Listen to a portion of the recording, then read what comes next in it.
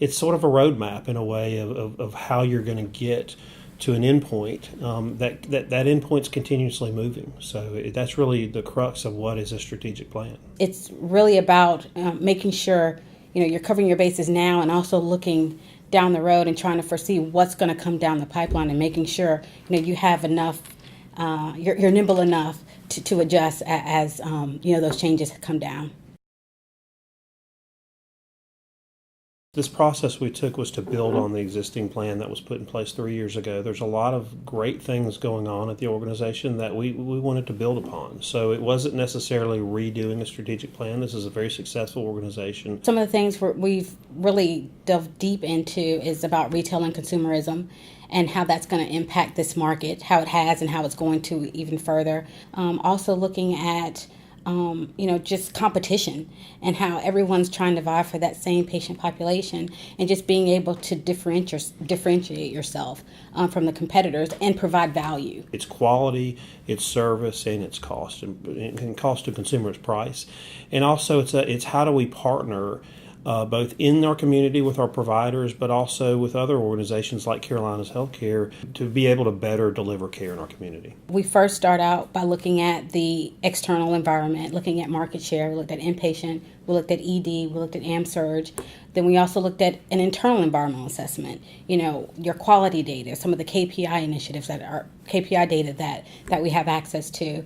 And then we did a number of key stakeholder interviews. So we met with a lot of different people from external stakeholders like, the mayor, the YMCA.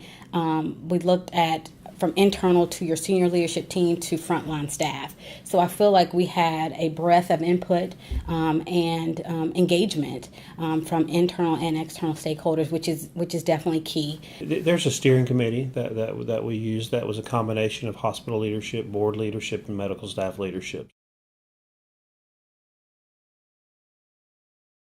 It was a great process. I would say it was great. It's the first word that came to my mind. Really, you have an engaged board and leadership team, and medical staff. And medical staff. I mean, those things, when we started initially kind of forming our initial interpretations of the interviews in sort of a SWOT, the engagement of the leadership team, the respect of the leadership team in the community, and the engagement of your board medical staff came to the top. So I think that alone made it a great process.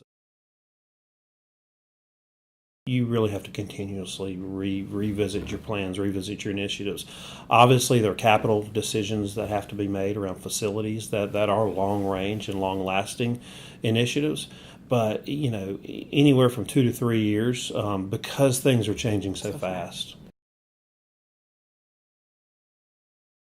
At the end of the day, it's about the care we deliver, and at the core of that's your staff. I think for the community hospitals, it's one of the most developed systems. There's a large medical staff with multiple subspecialties. It's not just primary care. I think the continuum of care that you deliver in this market is unique in some ways that we don't see in a lot of smaller community or medium-sized community hospitals. This is just a very, very unique organization, and they put the patient first.